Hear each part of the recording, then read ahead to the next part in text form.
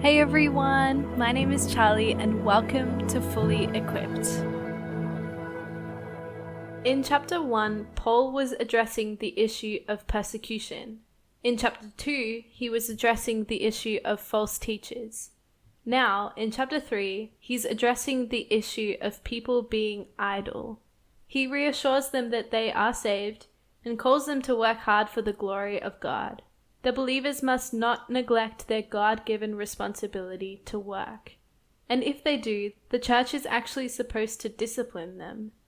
Paul closes his correspondence with the Thessalonians with a prayer and a benediction. We really see his pastoral heart on display here.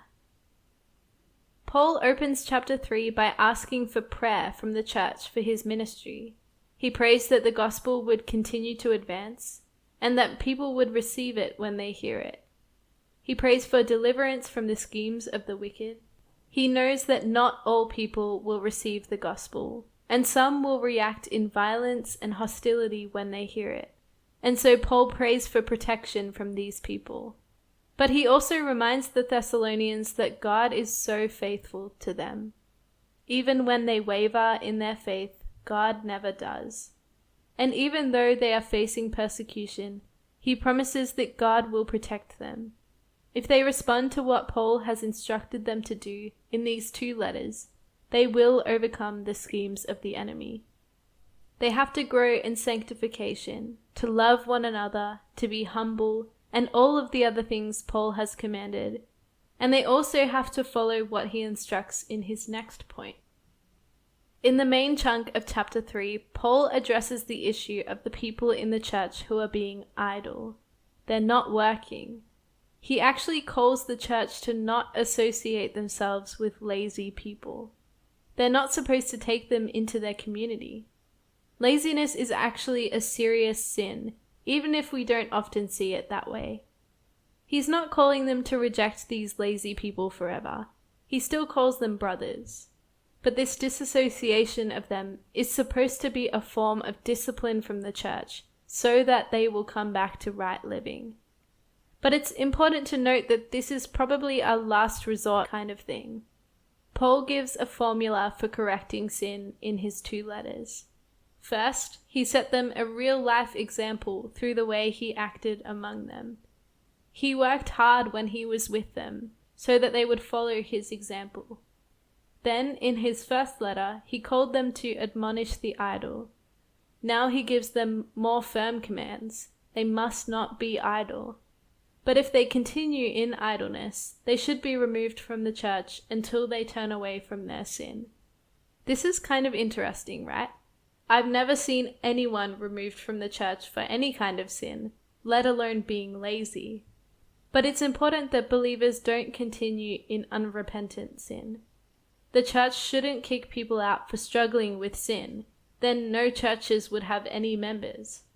But God does give churches the authority and even the responsibility to remove people from the congregation who are choosing to continue in unrepentant sin.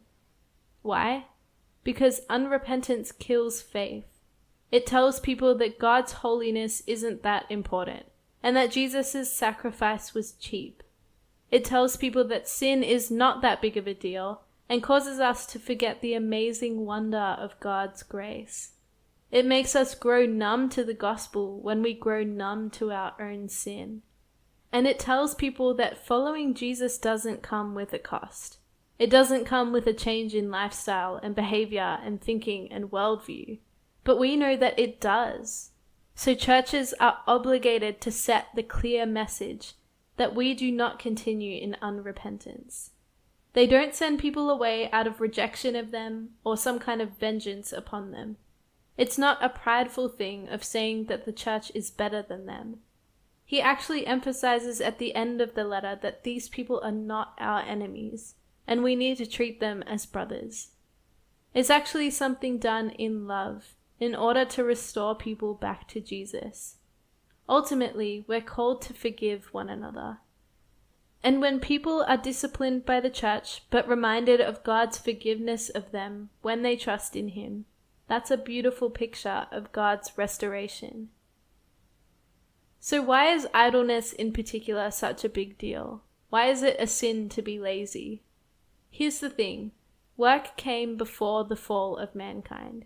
It is actually a gift from God to work, and it's what we are designed for. In this day and age, many people are trying to work as many hours as possible to save up and retire as quickly as they can. But work is not actually a bad thing. It's a blessing. Only after the fall was work cursed to be difficult and tiresome. Work became toiling, and now that toil is often characterized by stress, frustration, and feelings of worthlessness.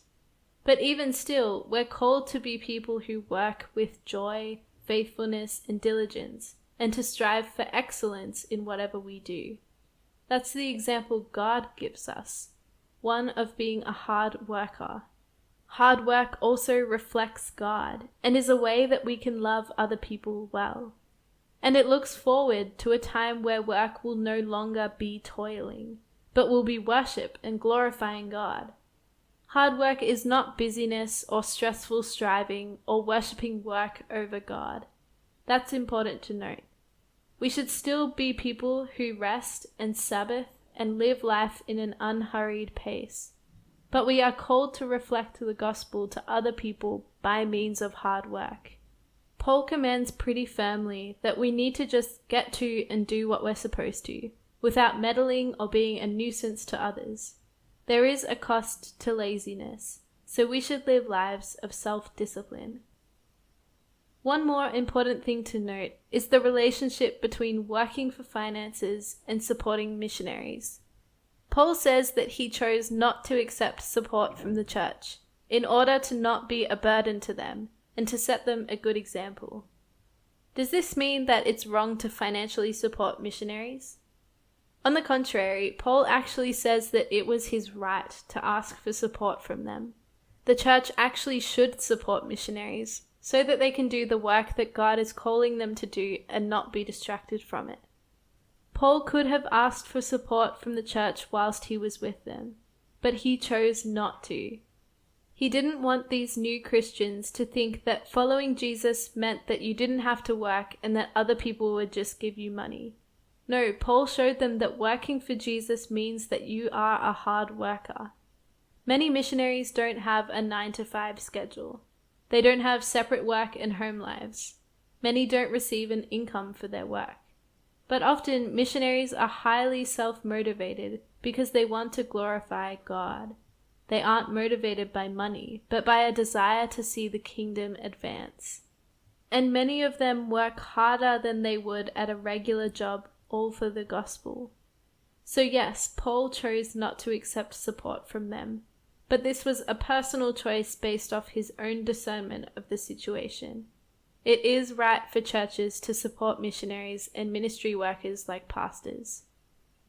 Paul finishes by blessing them with the peace of God. God wants to replace their fear about the end times and their fear about the persecution going on with the peace that comes only from Him. True peace is found only in Him, both inward and outward. We have peace with God and with others, and we have peace within us that casts out fear. And so in all of the things that Paul has discussed in his 2 letters to the Thessalonians, he leaves them with the reminder that in all circumstances, God is trustworthy. Whatever they fear and whatever they face, they can turn to Him. How does this equip us? Paul sets a precedent for all of us in how we relate to work. If you are a full-time missionary, you are not called to an easy life. You are called to be diligent about maintaining relationship with your supporters, even if you don't feel like writing that newsletter. You are called to seek to do the work you are called to do with excellence, even if you don't feel like it one day. You are called to be faithful to the people who are working hard to support you and not waste your time or resources. Working in ministry is often a call to a fuller schedule than a lot of other jobs, not a call to be lazy and sit back. And again, this is not to say that we should be stressed and overwhelmed, taking on too much to handle and working around the clock without spending time with our families or with God. The point is not that we should be overly busy workers. It's that we should not be lazy workers. Some people are called to 9-to-5 jobs, some to the full-time ministry of parenting, some to trade work, some to being a school student, some to being a mentor or spiritual parent to the younger generation, and some to full-time missionary work. We are all called to different things, but we all have something to do, whether we're 10 or 100. All of us are called to be faithful in whatever work God has set before us. And ultimately, we have to remember that it's a gift to work, and a blessing to be able to do so. So let's be people who work with gratitude and a good attitude.